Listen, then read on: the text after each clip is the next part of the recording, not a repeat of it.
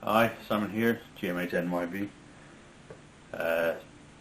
Just after I finished that last video of putting the coil pack in, I discovered there's a lot of play in the shaft that runs down all the wafers, and when I was rotating the wave change switch, some of the wafers weren't lining up properly, so I thought some of the wafers were worn, so I had to take the coil pack out again. But what I discovered, I'm not sure if this was intentional or this is an addition, is the actual actuator rod that runs down the wafers is different.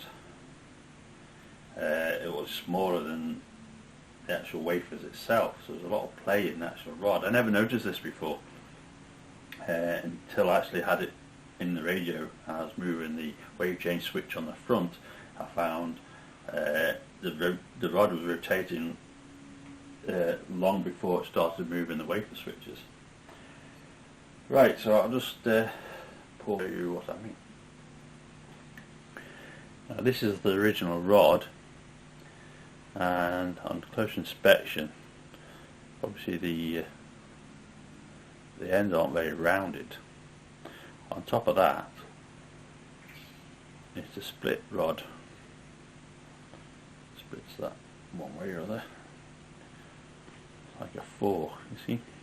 Now, whether that's intentional or not, and in the middle of here, you see these little holes. One here. You see the holes. They're actually threaded, and I imagine a small grub screw would fit in there and push them apart.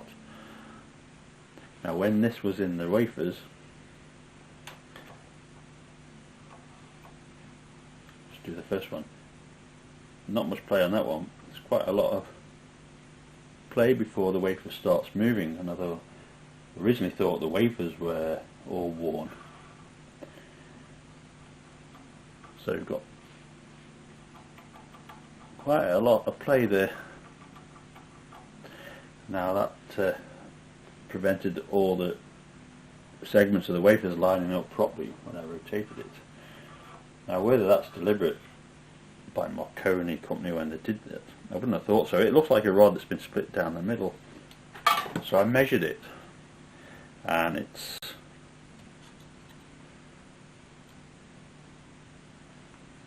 4.6 millimeters across, but in the middle it's 4.1.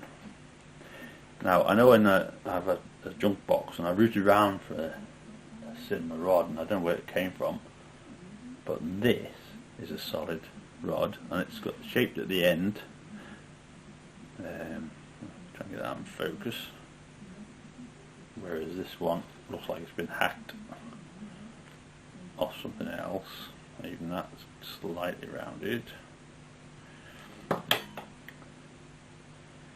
and it's solid.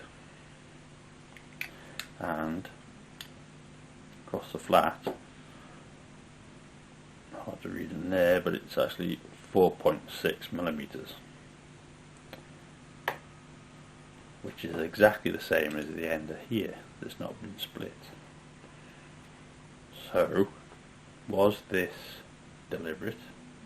And imagine if you put it in, you could put little screws in here, but it would be so awkward to try and get these screws right to get the distance to push the wedge it in. Maybe that was the idea, I don't know. Maybe somebody might know about it. Leave a comment or something if they've come across this before. What I'm going to do this game, I've got a junk box of old radio bits over the last 40, 50 years even, and things you keep, which has come in handy, and this fits in quite nicely. I'm just going to put it through a few wafers here. A little bit of play, but nowhere near as much as that rod there. So I'm going to refit this coil pack now, and hopefully it'll all line up. Well, that's just a quick update of what I found. It was a bit of a pain having to take it all out again, but when I started rotating the switch to test it after the last video, I noticed some of the wafers weren't lining up somewhere in between one set of contacts and the other. So I'm not sure where this is set up now, so I'll have to have a close inspection and see. It's easy to follow it. It's easy to do it on the aerial ones. You follow you can see aerial number 1 coil here. I'm pointing to, which is basically this side here, but on the back.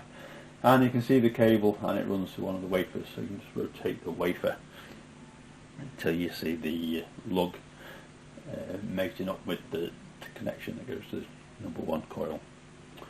Right, okay, that's it for a quick update, and I hope that was of interest. But if anybody else has seen that or has any information, please get in touch.